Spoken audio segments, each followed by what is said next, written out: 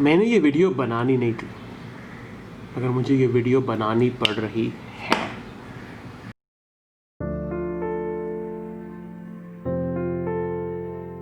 मामूल के हिसाब से जब आज सुबह में उठा तो मैंने अपना ट्विटर खोला है ना, वो लाइक यार चलो आज देखते हैं क्या ट्रेंड कर रहा है। लेकिन आज एक बार फिर ट्रेंड क्या कर रहा था?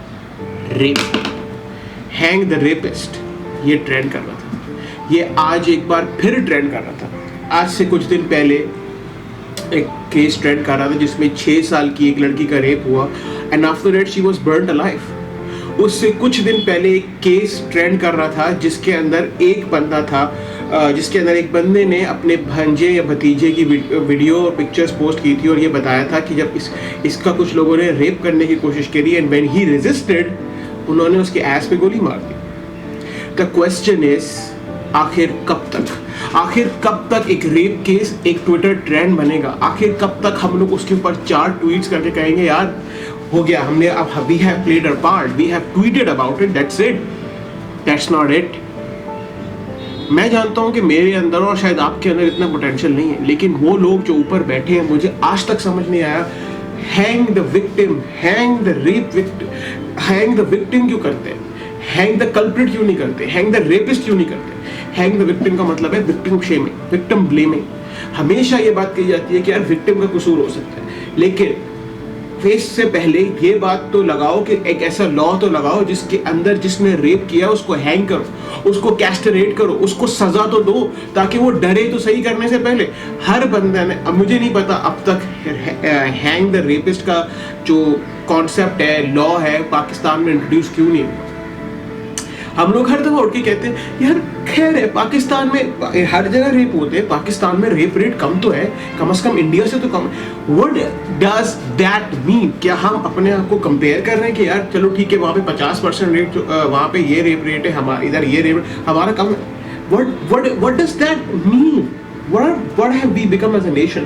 मतलब कि हम लोग उसको एक्सेप्टेबल नॉर्म बना रहे हैं। आज से कुछ साल पहले जब जैनब का वाकया हुआ था तो उस वक्त हर बंदा अपनी बेल्ट बांधकर खड़ा हो गया था कि यार अब हम लोगों ने चाइल्ड रेप अब्यूज खत्म करना है, पाकिस्तान ने स्ट्रिक्ट लॉज एंड रेगुलेशन बनाने। और उसके कुछ महीने बाद फिर एक और चाइल्ड रेप केस हुआ, उसके बाद फिर एक and then it becomes a norm. अब हम ये नहीं कहते कि चाइल्ड रेप हुआ, हम कहते हैं पाकिस्तान में चाइल्ड अब्यूज का प्रॉब्लम है।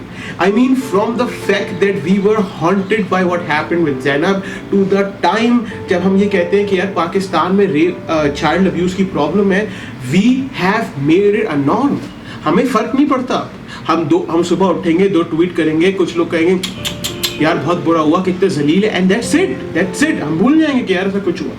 हम लोगों को प्रॉब्लम ही यही है कि हम भूल जाते हैं कि ऐसा कुछ हुआ। हम लोग डिमांड ही नहीं करते कि यार ऐसा कोई लॉ लेके आओ, ऐसी कोई रेगुलेशंस बनाओ जिससे वो लोग जो लोग ये करने का सोचते हैं उनकी रूह कांपे। ईरान में क्यों सजाएं दी जाती है? Why are people hanged in Iran अगर कोई रेप करे? दुबई में क्यों डरते हैं लोग? सिंगापुर जैसा एक ओपन सिटी जिसको आप कहोगे जो कोई रिलीजियस ऊपर बेस्ड नहीं है, उधर लोग ऐसा करने से क्यों डरते हैं? Because they have strict laws and regulations. अगर आप सिर्फ इस्लामी पनिशमेंट ही लगा दो यहाँ पे रेपिस्ट के लिए, डू यू थिंक कि किसी की ऑडेसिटी होगी कि वो दोबारा किसी के साथ रेप कर सकता है? लेकिन नहीं, जब भी पाकिस्तान में किसी का रेप होता है हम लोग हमेशा विक्टिम ब्लेमिंग पे खड़े हो जाते हैं। यार वो रात के वक्त आखिर निकली ही क्यों? यार उसने कपड़े छोटे पहने होंगे। यार तुम्हें पता है प्रॉब्लम पता है क्या? ये जो औरतें हैं ना, औरतें ये छोटे छोटे कपड़े पहन के ना लोगों को वल्गराती है, तो मर्द है माय फुट। भाई आपकी तरबियत मैटर करती है। मुझे मेरी माँ ने तरबियत दी है कि जब मैं किसी औरत को देखूं तो मैं उसको इज्जत और एहतराम की नज़र से देखूं। एंड आई बिलीव हर औरत यही चाहती होगी कि जब उसको कोई मर्द देखे, कोई बच्चा देखे, कोई लड़का देखे तो इज्जत और एहतराम की नज़र से देखे, लस्ट की नज़र से ना देखे। ये कहना कि यार उसको ही कसूर होगा, मर्द तो मर्द, it's the stupidest argument.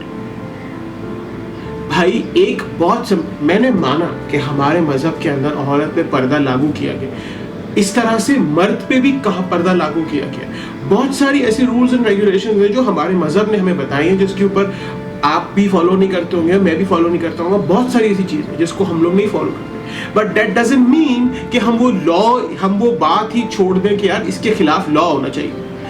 Just because आप रेप पे लॉ नहीं बना सकते, आप रेप को कंट्रोल नहीं कर पा रहे हो, तो यू जस्ट लाइक यार ब्लेम कर दो विक्टिम को। क्या है? अच्छा, तो डू यू थिंक कि जो औरत है, आगे भी लोगों के आर्ग्यूमेंट्स होते हैं, अच्छा अब वो बुर्के वाली औरत का रेप पता है क्यों हुआ? इसलिए क्योंकि उसको किसी और औरत को देखा होगा, उसको vulgar. Come on man, that's the stupidest logic. आप एक इंसान को अगर तरबियत नहीं दे सकते, उसको सजा नहीं दे सकते, उसको डरा नहीं सकते, तो ये तो होगा। अगर कोई बंदा चोरी कर रहा है और आप कहते हो यार जाने दो, तो ये तो होगा।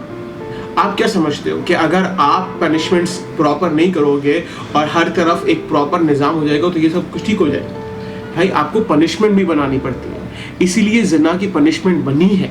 ये नहीं था कि ये इसलिए हर चीज़ का लॉ एंड रेगुलेशन बना है। दुनिया भर में रेप केसेस होते हैं, मैं मानता हूँ, ठीक है, लेकिन हम लोग उन नेशंस के एग्जाम्पल में भी बन सकते हैं जिधर रेप केसेस नहीं होते या ना होने के बराबर होते हैं। और उस नेशंस में रेप केसेस ना होने के बराबर इसलिए because of strict laws and regulations. वहाँ पे कोई ये नहीं कहता यार खैर है औरत का ही कसूर हुआ होगा, औरत मार्च को बैन कर दो, it's too much liberal. Bro, get a life. उस वक्त मैंने एक पोस्ट देखी ट्विटर के ऊपर जिसके ऊपर एक लड़की ने ये बात शेयर की थी कि जो हुआ वो गलत हुआ and then man should be blamed. उसके नीचे हमारी सोई हुई, हम मर्दों की सोई हुई पैट्रियार्की बेस्ड ईगो जाके खड़ी हो गई। हम मेल शॉविनिस्टिक कमेंट शुरू हो गए, तुम्हारे माँ बाप, तुम्हारे सब मर्द को कहेंगे तुम्हारे भैया भी ऐसे होंगे, तुम्हारे बाप भी ऐसे होंगे। अबे यार गेट अ लाइफ। तुम्हारे साथ तुम्हारा दिमाग खराब है, तुम्हारी ईगो इतनी कम है कि तुम्हें एक इंसिडेंट के ऊपर भी अपनी ईगो दिखानी है कि यार मर्द को जलील। भाई दैट वाज अ मोमेंट जहां पे आपको शर्मिंदा होना चाहिए था कि एक आपके जेंडर से लोग ऐसे हैं जिससे लोग अपने घर में सेफ नहीं है।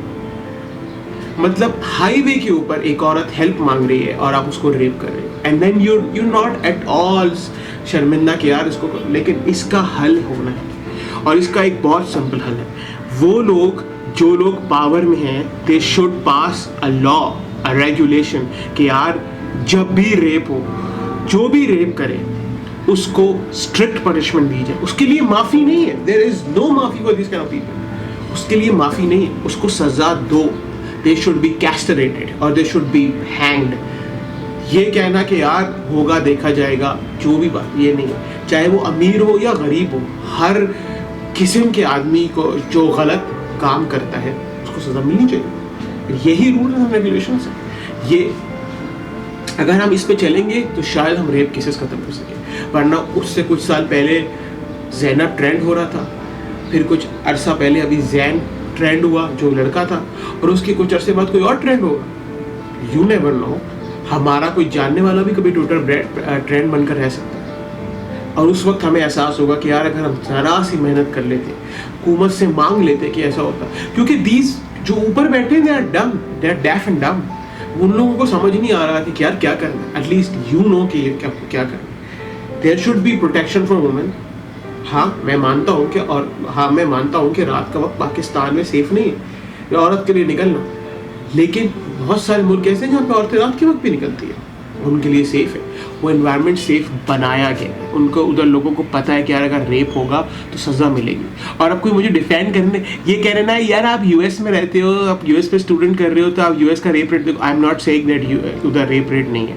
मैंने उन कंट्रीज़ के एग्जाम्पल दिए हैं जहाँ रेप रेट नहीं है, जिसके अंदर सिंगापुर रेप रेट है लेकिन ना होने के बराबर, मतलब बहुत कम केसेस, लाइक इट्स नेग्लिजिबल। ऐसा रेप रेट है कि उसको आप कह सकते हो कि रेप रेट नहीं है। दुबई के अंदर, ईरान के अंदर, सिंगापुर के अंदर, ये वो कंट्रीज़ है जहाँ पे इस अमाउंट की सज़ा दी जाती है कि एक इंसान का रूह कांप उठे। एंड आई होप कि आइंदा आने वाले इस ट्रेंड से जो आज वाक़या हुआ है हम लोगों को आंखें खोलें and then we realise that we are wrong because we have to stop judging the victim, we have to start questioning the culprits. And on this note, sayonara.